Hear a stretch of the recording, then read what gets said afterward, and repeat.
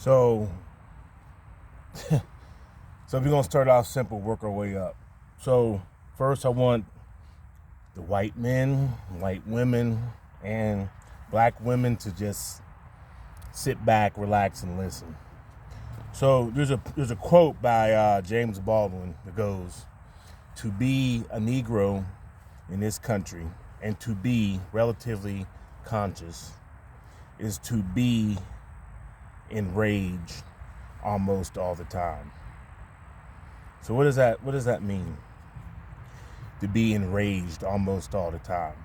Well, this vest that I wear I call Fat Albert. Currently it has 21 pounds in it. Just added 5 more pounds. This is what it feels like to be enraged all the time.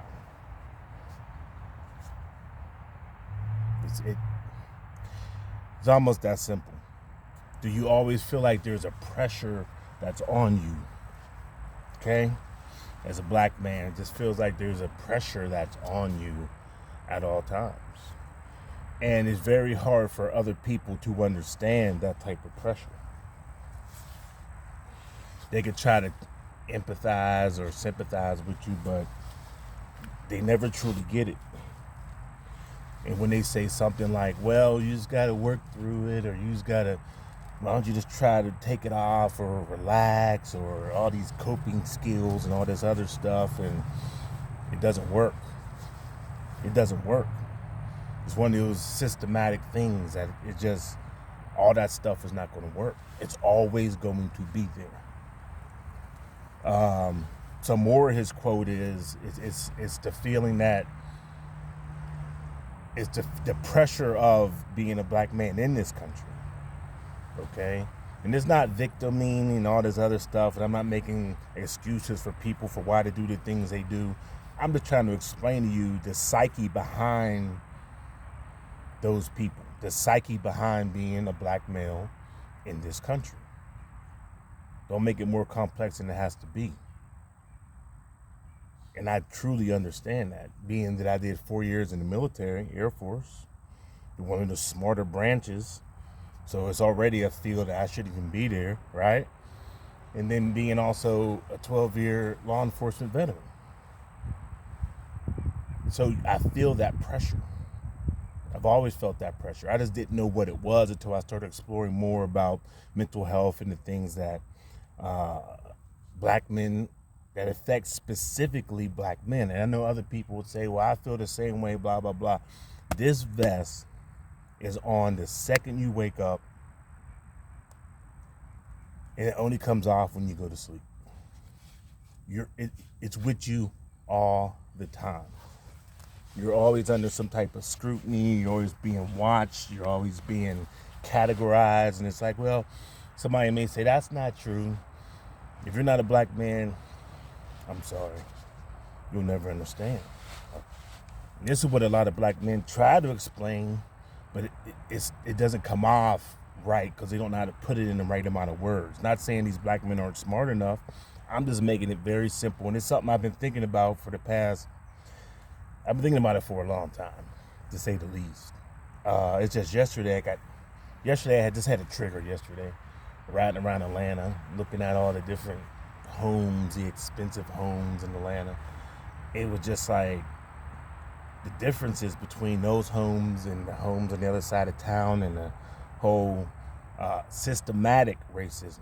See, there's a difference between the systematic racism and white supremacy. Those are two different things.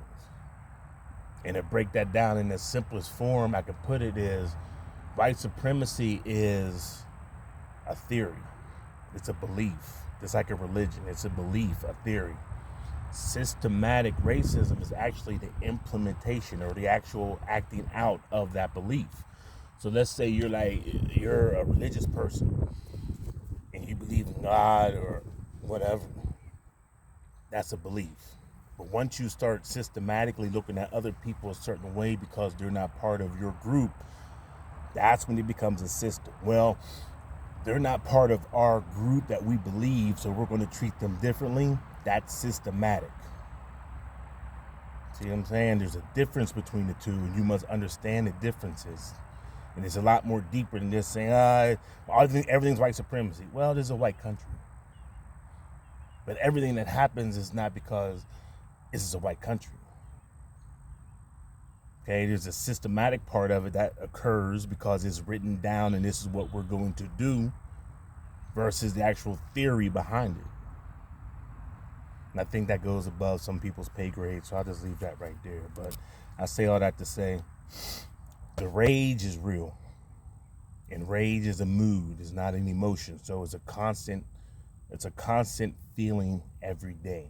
It doesn't go away. It's a mood. Moods are different. I explain moods being like seasons versus emotions are like the weather. Even right now, it's winter. It was December 3rd, and it's like almost 70 degrees. See, that's like an emotion. It comes and goes. The mood is still winter. The emotion is the weather. So I hope that helps you a little bit understand something about yourself, being a black man. And I hope that helps somebody else understand what it's like to be a black man. And then on top of that, all the other relationship issues and things like that goes along with the pressure is real. Just know the pressure is real. Just know the rage is there. So I'm about to go walk my rage out. That's one of the things too. When you work out, it sort of takes that dull, it dulls that knife of the rage. It takes that energy off you so you can function better. I know people use other ways of taking the rage off, which I call the 5 things, which is sex, alcohol, drugs, food, and work. I choose to work out. I'm out.